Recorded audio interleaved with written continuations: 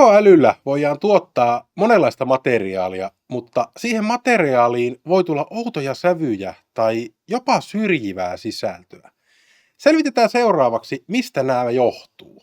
Aiheena siis tekoälyn virhepäätelmät ja vinoumat. Nyt on aika tarkastella tekoälyn käyttöä sen rajoittuneisuuden kautta. Tekoäly tekee virhepäätelmiä ja sen vastaukset voi olla vinoutuneita. Käydään läpi vähän näitä asioita ja pohditaan käyttäjän vastuuta. Kuten Dian ensimmäinen ja toinen kohta osoittaa, tekoälyllä on perustavanlaatuisia rajoituksia.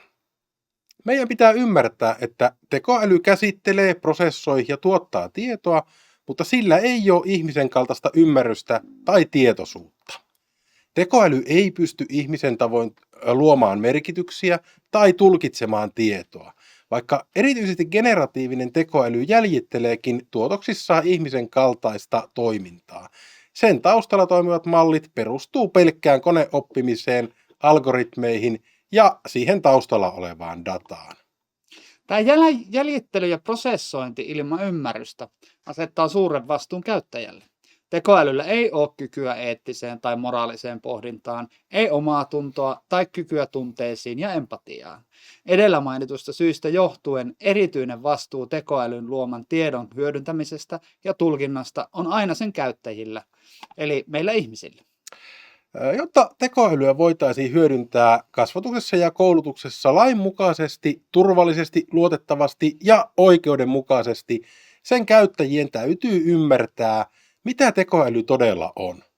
Käyttäjän on ymmärrettävä, minkälaisia virhepäätelmiä tekoäly voi tehdä ja millaisia vinoumia tai englanniksi bias sen tuotoksissa voi esiintyä. Tekoälyn käytössä on kriittistä tuntea syrjimättömyyden, yhdenvertaisuuden ja tasa-arvoon vaikuttavat tekijät. Yhteenvetona myös siis voidaan todeta, että vaikka tekoäly on tehokas työkalu, se ei ole eettinen tai moraalinen toimija. Sen vastuullinen hyödyntäminen edellyttää ymmärrystä sen rajoituksista ja vaatii ihmiseltä aina viime kädessä tulkinnan ja vastuun tekoälyn tuotoksista. Nyt me sukellamme vastuullisen käytön ytimeen, virhepäätelmien ja vinoumien tunnistamiseen. Kyky tunnistaa niitä tekoälyn virhepäätelmiä ja vinoumia sekä ehkäistä syrjintää on keskeinen osa kasvatuksen ja koulutuksen organisaatioiden tekoälyvaatimuksia. Tämä valmius ei synny itsestään. On tärkeää ymmärtää, että tekoälyn luotettavuutta, virhepäätelmiä tai vinoumia on mahdotonta arvioida luotettavasti ainoastaan tekoälyn tuotosten pohjalta. Sen sijaan luotettavaa tunnistaminen edellyttää, että tekoälyn toiminta on tehty läpinäkyväksi ja ymmärrettäväksi. Valitettavasti yleisesti toimivia menetelmiä tai standardeja tekoälyn vinoumien ja virhepäätelmien automaattiseen tunnistamiseen ei ole olemassa. Tekoälyn käyttö riippuu aina tilanteesta ja siitä, mihin sitä käytetään. Vaikka tekoäly ei itse automaattisesti huomaa virheitä tai puolueellisuutta tiedoissaan, on olemassa työkaluja ja tapoja, joilla ihmiset voi tarkistaa ne. Datan vinoumien havaitsemiseen on kehitetty menetelmiä ja sovelluksia, samoin tekoälyn opetusdatan ja mallien validointiin. Näiden menetelmien ja sovellusten käyttö edellyttää kuitenkin, voi sanoa, että vaativaa erityisosaamista. Nämä asettaa tosi suuren vastuun koulutuksen järjestäjille, erityisesti kun käytetään tekoälypohjaista oppimisanalytiikkaa. Tuolla järjestäjien olisi hyvä edellyttää niiden järjestelmien toimittajilta luotettavaa analyysiä sen tekoälyn algoritmista ja datapohjaista vinoutumista. Tällä varmistetaan, että vinoumat on tunnistettu ja niiden pohjalta pystytään tulkitsemaan tekoälyn tuotoksia oikein sekä estämään syrjintää. Seuraavaksi me määritellään kaksi keskeistä, usein toisiinsa sekoittuvaa käsitettä tekoälyn vastuullisessa käytössä. Virhepäätelmän ja vinouman. Virhepäätelmissä puhutaan, kun tekoälyn algoritmit tuottaa virheellisiä tuotoksia ja tuotoksia päättelevät väärin, mikä johtuu useimmiten tekoälymallista ja algoritmista. Virhepäätelmät ei kuitenkaan johdu aina vaan tekniikasta. Virhepäätelmä syntyy myös silloin, kun käyttäjä virheellisesti käyttää tekoälyä tai tulkitsee sen tuottamia tuloksia ja tuotoksia väärin. Vinouma, niin se on taas luonteeltaan systemaattisempi ongelma. Vinoumista puhutaan, kun tekoäly tuottaa systemaattisesti vääristyneitä tuloksia ja tuotoksia. Vinoumat on aika vakava, koska ne voi aiheuttaa syrjintää ja syventää rakenteellista epäyhtenvertaisuutta ja epätasa-arvoa. Vinoumien syyt voi olla moninaiset.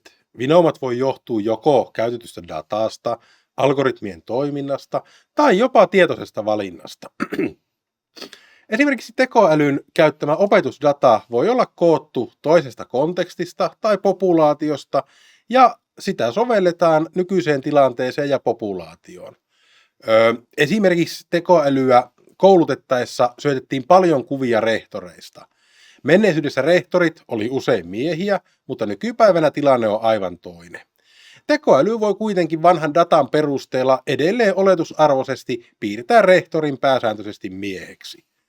Toisaalta vinoumat voi johtua yhtä hyvin myös käyttäjän tulkinnoista. Vinoumat voi aiheuttaa syrjintää ja syventää rakenteellista epäyhdenvertaisuutta ja epätasa-arvoa. Nämä vinouman juttujen määritelmät auttaa meitä ymmärtämään, miksi tekoälyn tuotokset ei ole itsestään luotettavia ja korostavat käyttäjien kriittisen arvioinnin tärkeyttä.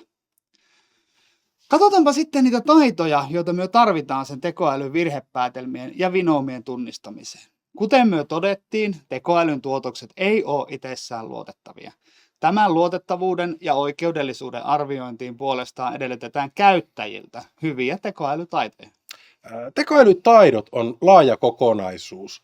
Niihin sisältyy varsinaisen algoritmisen ajattelun ohella myös monilukutaito ja kriittisen ajattelun taidot. Nämä taidot on välttämätön perusta, kun tekoälyä hyödynnetään. Nämä taidot on tärkeitä, erityisesti tekoälyn hyödyntämisessä, kuten tiedon tuottamisessa, päättelyn tukena ja analyyseissä. Ne on pohjana myös muiden tekoälypohjaisten tuotosten tekemisessä. On hyvä muistaa, että tekoälytaidot ovat monelle meistä uusia, joten niiden oppiminen ei ole yhden ihmisen suoritus. Se on parhaimmillaan opettajien ja oppijoiden yhteinen matka. Ja lopuksi näiden taitojen oppiminen tukee koko organisaatiota. Tämän osaamisen kehittäminen tukee kasvatuksen ja koulutuksen organisaatioita sekä tekoälyn käyttäjiä arvioimaan tekoälyn luotettavuutta ja oikeellisuutta.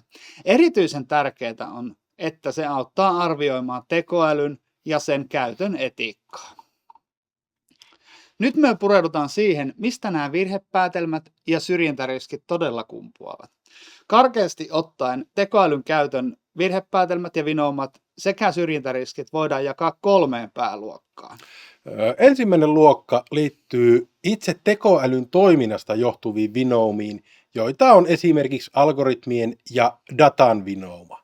Toinen luokka taas koskee käyttäjän toiminnasta ja tulkinnasta johtuvia vinoumia.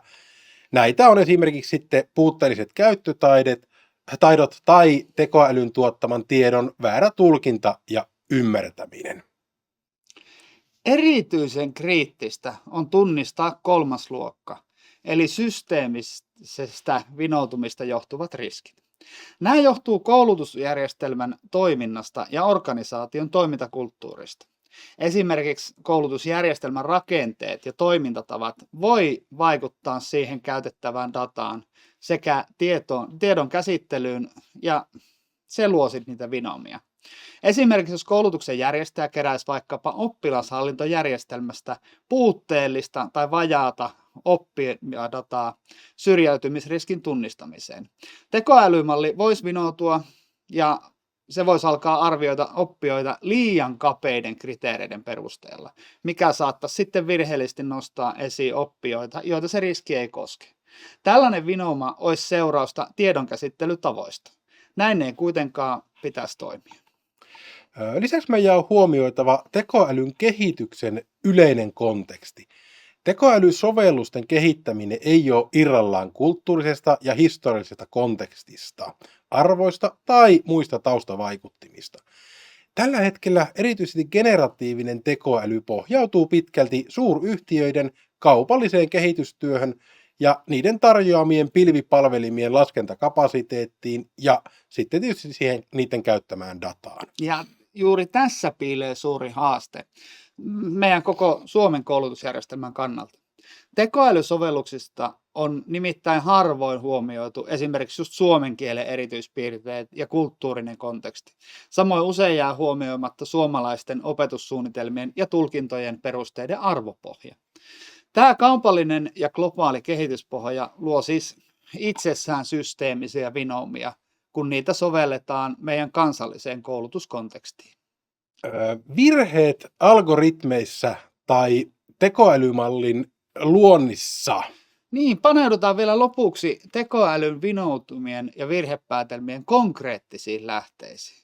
Nämä esimerkit auttaa ymmärtämään, miksi pelkkä tuotoksen tarkastelu ei riitä. Kuten aiemmin todettiin, aloitetaan tekniikasta. Vinoumia voi syntyä jo siinä vaiheessa, kun tekoälyä suunnitellaan. Me puhutaan tällöin algoritmien suunnitteluvirheistä. Me on ymmärtänyt, että vinoumat ja syrjintä tekoälyssä johtuu siitä, että se data on huonoa, mutta entä jos se data onkin ihan oikein? Voiko se silti mennä pieleen?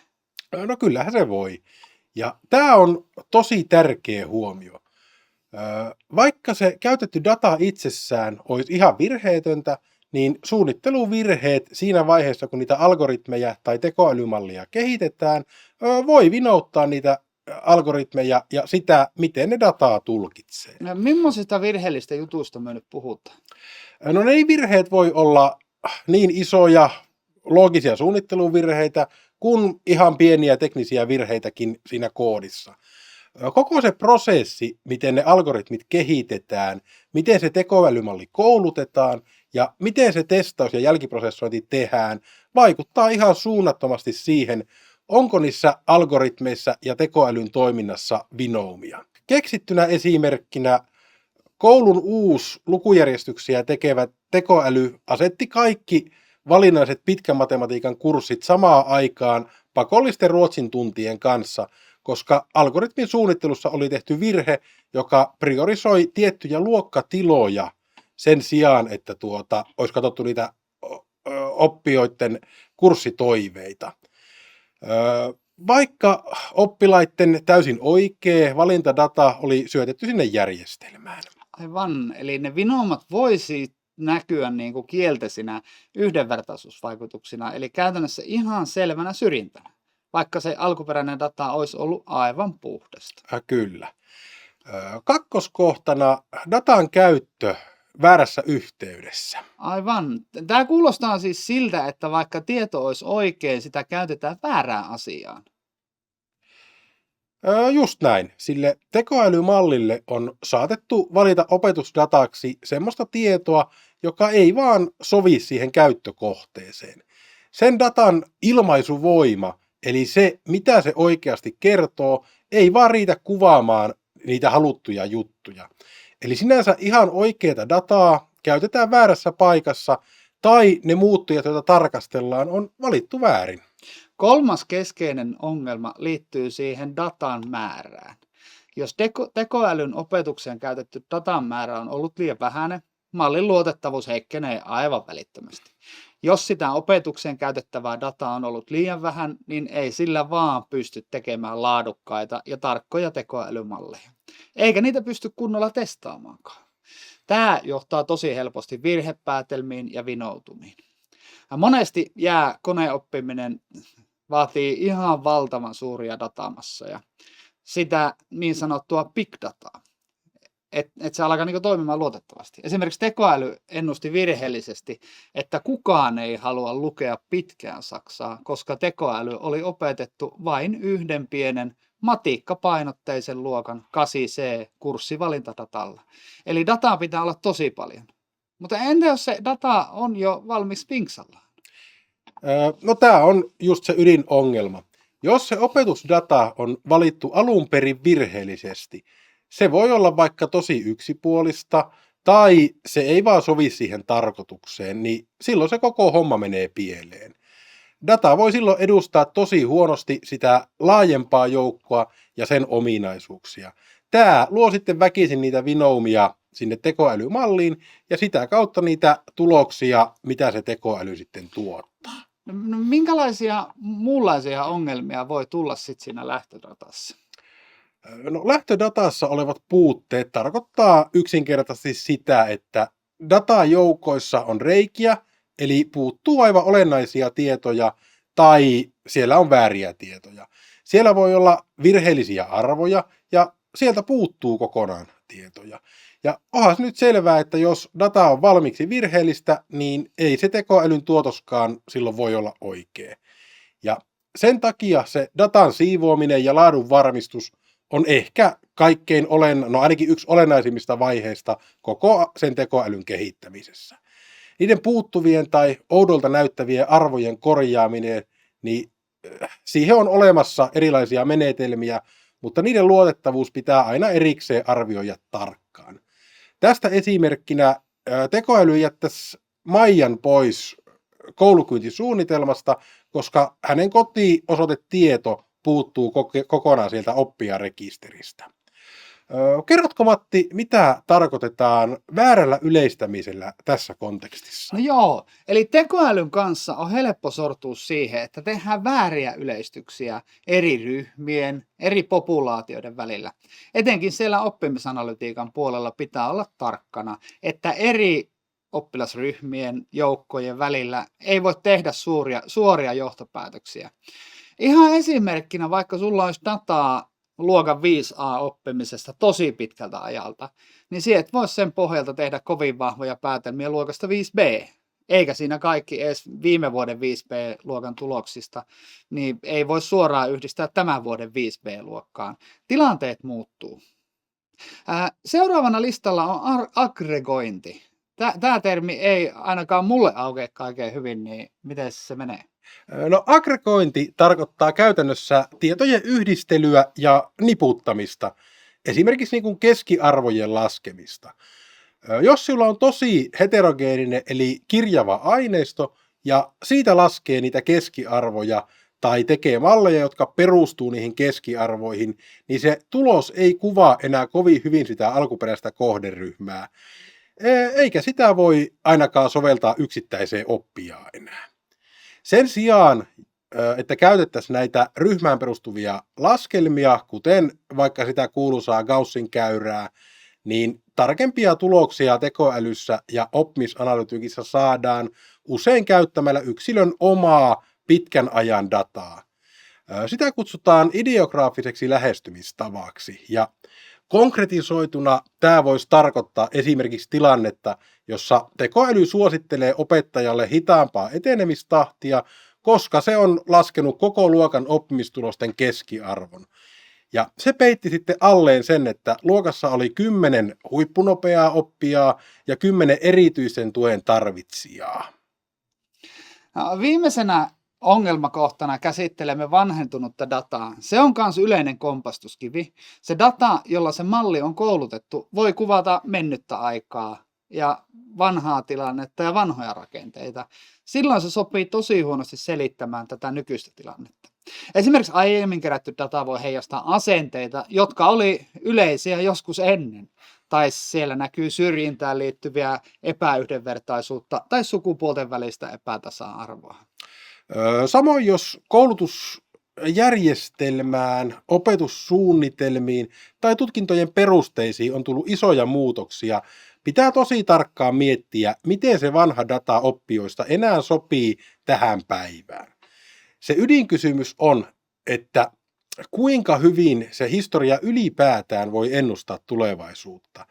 Ja tähän liittyy vielä se, että meillä on laissa velvoitteet edistää yhdenvertaisuutta ja tasa-arvoa. Se vaatii koulutuksen järjestäjiltä aktiivisia toimia, joilla yhdenvertaisuus varmistetaan. Yksi keino tähän on niin sanottu positiivinen erityiskohtelu. Näiden vinoumien ja virhepäätelmien lisäksi kuulee puhuttavan vähän leikkisämmin tekoälyhallusinaatiosta. Mitä se tarkoittaa, kun tekoäly hallusinoi? No, tekoäly tuottaa sille syötetyn datan pohjalta tuotoksia, jotka näyttää sen mallin vinkkelistä katsottuna ihan oikeilta ja loogisilta, mutta ne ei vaan sitten vastaa todellisuuden faktoja. Se vetää hatusta asioita, jotka ei ole todellisia tai tosia. Tässä ei ole yleensä kyse varsinaisesta vinoumista siellä datassa tai algoritmeissa.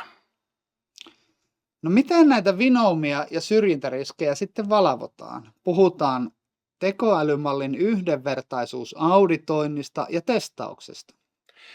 No tämä on se lopputarkastus. Kun näitä malleja auditoidaan, eli tarkastetaan ja testataan, niin on ihan olennaista ottaa huomioon meidän oman kansallisen yhdenvertaisuus- ja tasa-arvolainsäädännön lähtökohdat ja velvoitteet. Ei riitä, että katsotaan jotain kansainvälisiä malleja. Ne kansainvälisesti käytetyt menetelmät ei nimittäin välttämättä ole ollenkaan yhdenmukaisia sen kanssa, mitä Suomen laki vaatii yhdenvertaisuudesta ja tasa-arvosta.